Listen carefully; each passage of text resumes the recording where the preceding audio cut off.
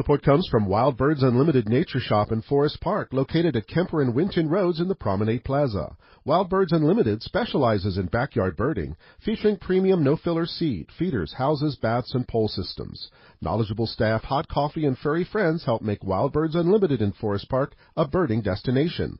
Wild Birds Unlimited in Forest Park now offers curbside pickup and delivery service. More information at 825-7777 or WBU.com. And now, outdoor ideas, fun, and even adventures on Outdoor Life with Carol Mundy, the Crow Knows. Join us as we discuss fun outdoor events and activities around Greater Cincinnati and beyond with naturalist Carol Mundy. Carol is the host of the website, thecrowknows.com.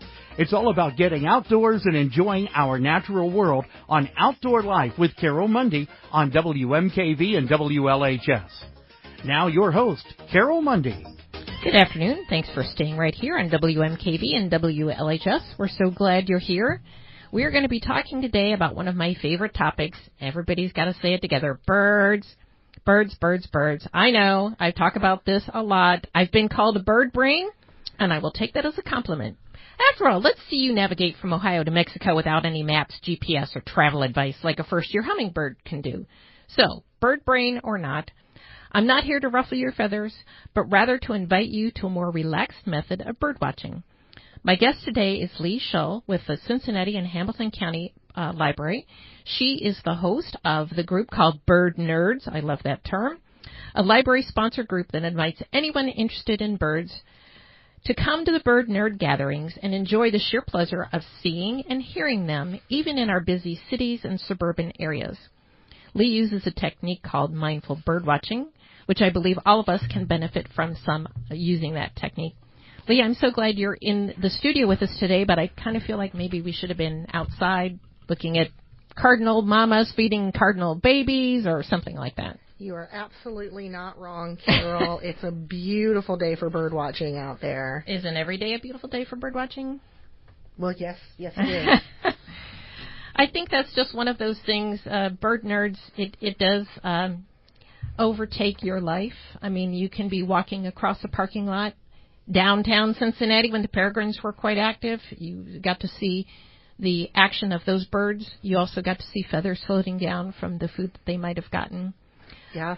One of my favorite bird nerd stories is I'm walking across a giant parking lot at a big box store, and the cranes are flying over, and they make such an unusual sound, and they have this goofy, it's a messy V, not like geese. And I stop, and I'm looking up, and my mouth is open. I'm like, oh, my God, it's sandhill cranes. Not one person stopped. I think they were throwing a white berth around me because I was a bird nerd. Well, yes, and I have experienced very much the same, where I'm just standing on a busy city sidewalk, staring straight up into the air, trying to identify what type of raptor I'm seeing circle around the pigeon flock near the downtown main library, and nobody else is paying any attention, but I am also about to get knocked over because I'm not paying any attention to anyone else on the sidewalk around me. But my big box store story would be my dear husband now knows that when I say, what was that? He'll just say, do I need to pull over? Oh, good. And it was that's fantastic. It was my first green heron sighting, and it was in the Mill Creek runoff at the Walmart out in Reading. And again, we pull over just randomly out of traffic. Right. But I think that goes back to that nature nerd, or just being so in tune to that, and no matter where you are. And as you mentioned before the show, we were talking about being the kid who picked up every rock, or maybe you brought home sand or dirt from another place. But it solidified that adventure by you seeing the green heron in that parking lot, or picking up some soil, not in the Garden of Gods, but at the place down the road there in Colorado, because you didn't want to get in trouble, a little bit of that beautiful red clay. And you have that memory of doing that, and it ties all of those pieces together. It does. And I think it also, when it comes to urban birding, helps you tune out the other environmental sounds around you, when you start realizing you can hear birds in the middle of a busy, congested area, and you start listening for that, you start not noticing the other sounds that may, on a daily basis, cause you stress. Yes. Just traffic noises or loud noises, and you're tuning all of that out to be like, what was that I just heard? Yeah. Was that a kestrel? Yeah. And when people ask about that, I say this is a lot like learning a brand new language.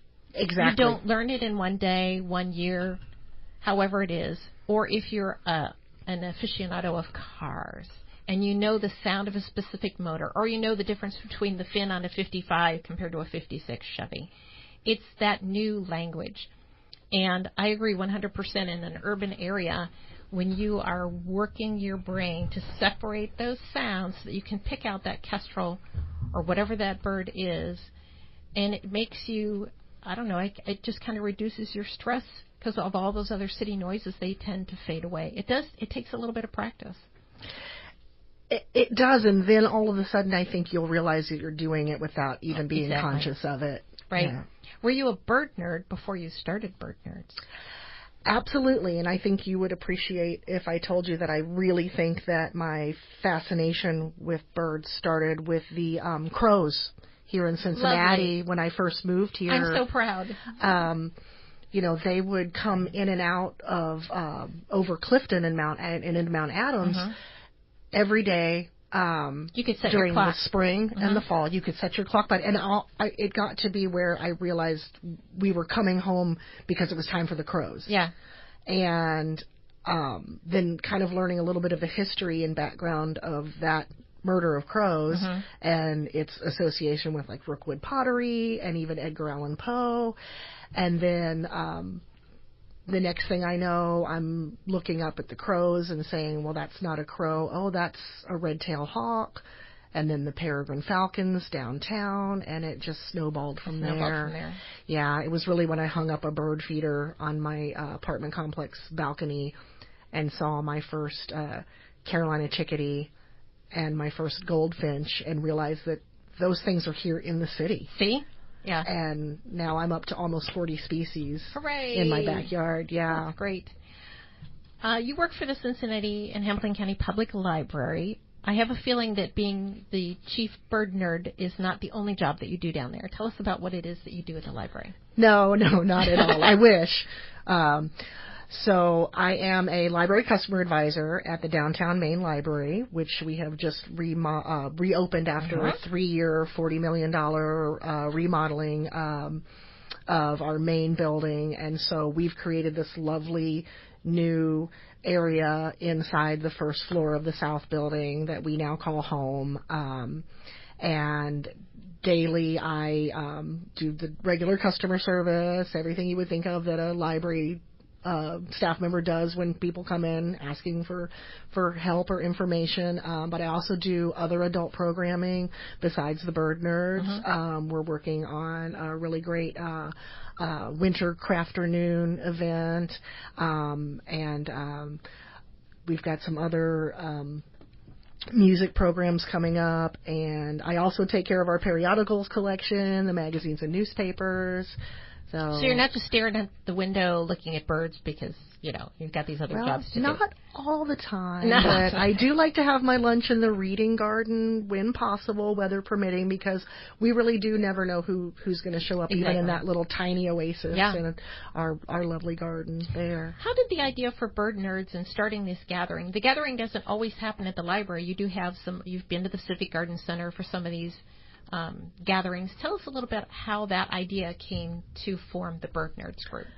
Well, the Bird Nerds was born out of a really interesting fact that my colleague Brian Powers stumbled upon when researching the founding of our Films and Recordings Department now over 75 years ago, but he was planning a celebration of the beginning of that part of the library's history, and the founder of the Films and Recordings Department Carleen Brown was quite the trailblazing librarian, but it turns out she was also an avid birder.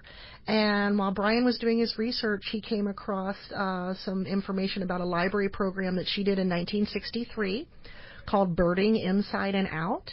And it was a year-long series where they had people come in and listen to LP recordings. Oh, that's how I got in, of LPs. Bird sounds. And she had lecturers from the Cincinnati Zoo and the Audubon Society and all kinds of things. The whole thing culminated with a bird watching outing in Spring Grove Cemetery, where I think made the Inquirer newspaper, and like over 200 people, or maybe it was over 100 people, showed up to bird watch with the library. And I said, well, let's recreate that in celebration of Carleen Brown and everything. And it kind of took off from there. The more research I did and started connecting the dots, I realized that what I was doing in my own backyard might not be what people would be considered the real scientific approach to bird watching, with your life list and your world travel or going out in search of certain birds at certain times of year. But I realized I was doing mindful bird watching. I just didn't know the name for it. Right. And then started looking for a perfect place to do that in the urban environment. I think that becomes a personal choice. There are some people, I was looking up the words that bird watchers are called, birders, twitchers, which a twitcher, I haven't heard that. In Australia or some of the other English. But it's the idea, a twitcher is on a mission. They have to click it off. They have that bird list, and that's how it is during a bird-a-thon. Oh, there's that Swainson's thrush. Great, got that. Get back in the car and move again. But I think everybody has to find their own speed. And part of this mindful bird watching, and I'm going to ask you to tell us a little bit more about that, but I think it takes away, in a good way, in a very good way, that you don't have to fit into that one puzzle piece. There's so many ways that you can enjoy being a bird watcher. I mean, there's plenty of people who are happy with that cup of coffee or a cup of tea at the front window and the bird feeder's there, and they don't make any other outings. But they will recognize those birds when they are out. Exactly. And I think you can be both kinds of birder, too. I'm very much interested in the citizen science aspects of bird watching and the opportunities when we travel to know what kind of birds I can expect to see in the area. And it's kind of like reading the menu before you go and visit a restaurant. Yes. You're looking at, and now that you can even print a bird list from anywhere in the world and take it with you, I know it sounds a little over the top. No, but realizing that for once in my life, I was sitting still for extended periods of time, not in front of the television, but watching my bird feeder in my backyard and looking forward to that time, much like coming home in time to see the crows. At sunset. That it was really actually like benefiting me, mentally. So when I discovered there was a name for it and knew that was something I wanted to present to our library customers as part of a way to deal with the stresses of living in an urban environment. Sure. The Civic Garden Center seemed like a natural fit. It does. And they have been fantastic partners, fantastic hosts. It's very accessible on public transit. It has free parking. Most people don't know that the Houck Botanic Garden that is part of the Civic Garden Center is a city park. It's open every day to everyone. And it's one of the last little really good green spaces, a perfect little stopover. Exactly. We need to take the shortest break. We're going to come back and have you talk about mindful birding. So just stay with us. We'll be back in just a moment. Back Tree Service proudly sponsors Outdoor Life. Back Tree Service has been saving trees throughout the greater Cincinnati area for over 30 years. Their ISA-certified arborists specialize in preserving trees with health issues like emerald ash borer and offer insect and disease treatments and control, fertilizing and soil remediation, and pruning. Back Tree Service. Tree physicians, not morticians. Information at backtree.com or 513-742-TREE. And we'll take just a quick moment to remind you that we are in our fall fund drive, late summer fund drive, if you want to be more precise. And if you enjoy Outdoor Life, WMKV Spotlight, any of your favorite programs, we have phone operators waiting to take your calls. We are in a very important time period for WMKV and WLHS. You can pledge securely at WMKVFM.org. Hit the Support WMKV button there. You can call and talk to one of our operators, 513-841-9898, right here at the radio station. You can also call us toll-free long distance here at the station, 877-772-9658. Again, that local number, you can call it, I think, from any long-distance phone or cell phone, too, 513-841-9898. Please make your voice heard. Let us know what your favorite programs are. We greatly, greatly appreciate each and every pledge, and you keep public radio alive, local public radio here in the greater Cincinnati area. And thank you to Carol Mundy also for the incredible brownies. Thank you, Carol. Back to Outdoor Life. This is naturalist Carol Mundy, and today we're talking about, you guessed it, birds. I know, I talk about it a lot. My guest today is Lea Schulz. She's with the Cincinnati and Hamilton County Library. She hosts a group called Bird Nerds, a library-sponsored group that invites anyone interested in birds to come to the Bird Nerd gatherings and enjoy the sheer pleasure of seeing or hearing them, even in our busy city and suburban areas. Just before the break, we were talking about the idea of mindful birding, and I thought maybe you could describe that. I'm sure there's some folks maybe scratching their head going, what does that mean? Yes, well, mindful birding, it's also known as slow birding or casual birding. It is birding quietly, intentionally, with the aim of engaging with and enjoying the birds and nature around you. Mm-hmm. And now we are seeing people that are starting to engage with birds in this way because science is starting to show that it is deepening your experience with nature and slowing down, engaging all of your senses, being aware of the present moment has a ton of benefits to humans. It can lower your blood pressure. I think it was a Psychology Today article that I read saying that just 10 minutes of observing birds, again, whether it's out your window or, in a nature preserve, will lower your blood pressure for up to 3 hours afterwards. Wow. Yeah. Wow. I think about, there are some people, over the years I've taken so many nature calls, and I would occasionally get a call where somebody is absolutely frantic. They've got a bird feeder up, and a bird of prey has come in to take a little songbird. And they're really, really upset. And I would always try and find a way to say, A, you put up a bird feeder, you can't discriminate. Whoever comes to feed is feeding. B, do you understand how lucky you are to have seen this red-shouldered hawk or this Cooper or Sharpies come in? It is rather sad, but nature is neither good nor bad. Everybody has to eat, and sometimes that involves another creature. So the fact that that's happening, and if I can back them away from that bad, good, bad type of thing, and let them realize how lucky they are. A lot of people go their whole life and never see a bird of prey up close. They know it's a hawk, but that's about as close as they can get.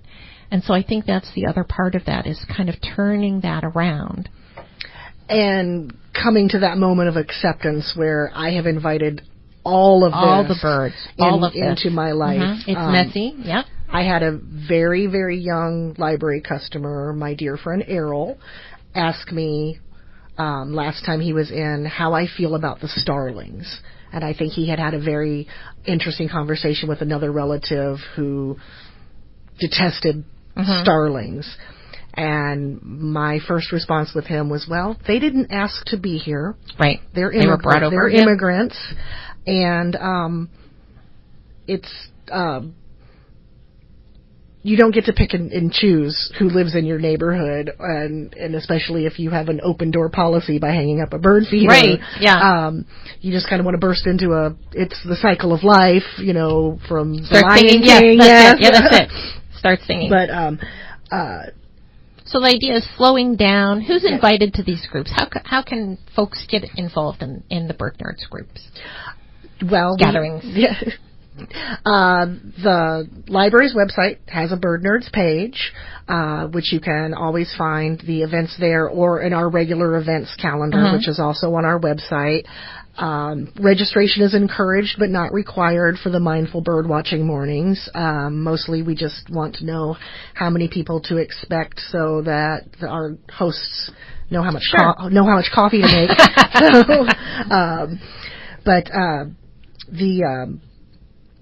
The library social media will definitely put that information out there every day. The different gatherings, the things going different on, things to do. I actually had a retired ornithologist from the University of Dayton come to our event last month because he saw it on the library's event schedule, and he was here with his wife who was having a medical treatment. And he was just looking for something to fill up his time, and he found us. Wow. And literally found us in the middle of the Houck Botanic Garden. He was quite frantic when he finally arrived. Dare I say that was a feather in your cap for Bird Nerds? You could definitely say that. And he was driving, George is laughing and he was driving a Thunderbird. Oh, yay! But that ended up being just a fantastic experience for all of us. We have some very novice bird watchers that come for the first time. They may be leaning more into the meditative concept of the experience, or they have attended in the past one of our bird watching for beginners programs that I've hosted and co-hosted with one of my colleagues at the Pleasant Ridge Library. And I think the first thing everybody realizes when they come is when we start talking in the morning and getting ready to go out and find our sit spot to do our mindful bird watching is that I'm an enthusiast. I'm not the ornithologist, and I welcome anybody's reason for wanting to come and engage for the program. And it's something that, like you said, it's learning another language. And that happens slowly, and it happens more through conversation. And as long as you're willing to be part of the conversation and then be open-minded enough to give this kind of bird watching a try, you're absolutely welcome to join us. When you talk about, the trained ornithologist, that person started out the same way you and I started out. They might have been that nerdy kid who studied their bird books, and then they kept a bird list, and it moved on from there. But they might have woken up in their college years and decided, you know what, I'd rather study that, and decide they're going to follow that path.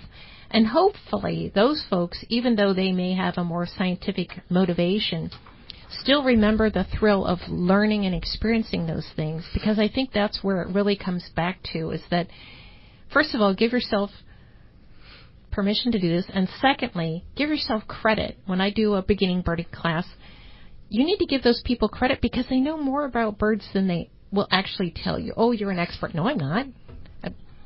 Name 10 birds. And everybody in the room might name 10 different birds. Yeah, there's going to be some overlap. Okay, well, tell me, if cardinal's your number one bird, what do you know that you recognize? And if you build on some of those skills, there's no, I'm not putting any point score on that kind of thing. It's just that give yourself the credit because you have already identified some of the exact things that you would learn at the beginning birding class, Ornithologist 101. Yeah. And that would be part of it. Yes. I love that when my friends and my colleagues come to me now, they often do start with, I'm sorry, I don't know, or I think, but I'm not sure.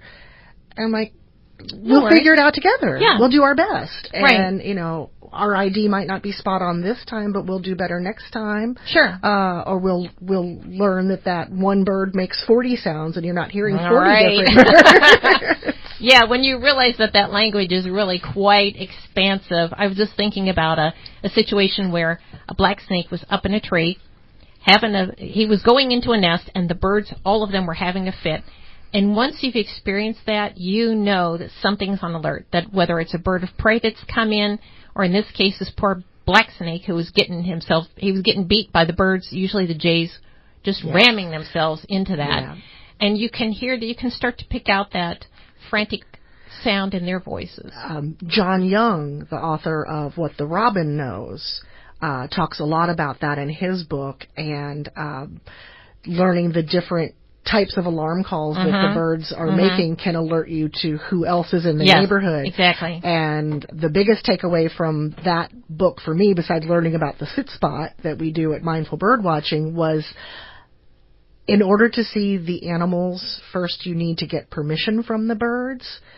And that is one of the cool things about like the Mindful Bird Watching is you learn who else might be out there. The birds are kind of the gateway drug. Sure. Right. We're just about out of time. Tell us again about how people can find out about Bird Nerds or the other resources that the library offers for that introduction to bird watching. Well, again, you can check our event calendar. You can search by birds or nature or bird nerds on our event page. The library has the Bird Nerds dedicated page, the passive program for our Spring Grove event from last year. That tour is still up there. I would encourage anybody who wants to go out on their own and find some cool spots. Yeah, that was excellent to put that up there. I'm really glad that you did that. So that stays there. And then any events that we add, including I'm going to start a Bird Nerds book club here over the winter. So information about that and what our reading choices are going to be will be on that Bird Nerds page. And then always check the library's social media, Facebook, Instagram. They're super supportive of getting information out there for me about the program. And the Spring Grove Cemetery, not Spring Grove Cemetery, I'm so sorry. The Civic Garden Center definitely has their event page as well. And the Green Umbrella calendar includes information about Bird Nerds events for us. Lee, thank you so much for taking time and to bringing bird nerds, bird words out into the world. Absolutely my pleasure. Carol, thank you so much for asking me to come today. I'm really glad that you were here. We will see you at the library or we'll see you out looking at birds. I hope to see us both looking skyward very soon. Thank you all for listening. We'll be back next week. Thanks for joining us for Outdoor Life with Carol Mundy and the Crow Nose. Join us every Friday at 1 p.m. as we discuss fun outdoor events, ideas, and activities. You can also follow Carol's naturalist website, thecrownose.com. That's TheCrowKnows.com. It's Outdoor Life with Carol Mundy on WMKV and WLHS, streaming around the world at WMKVFM.org.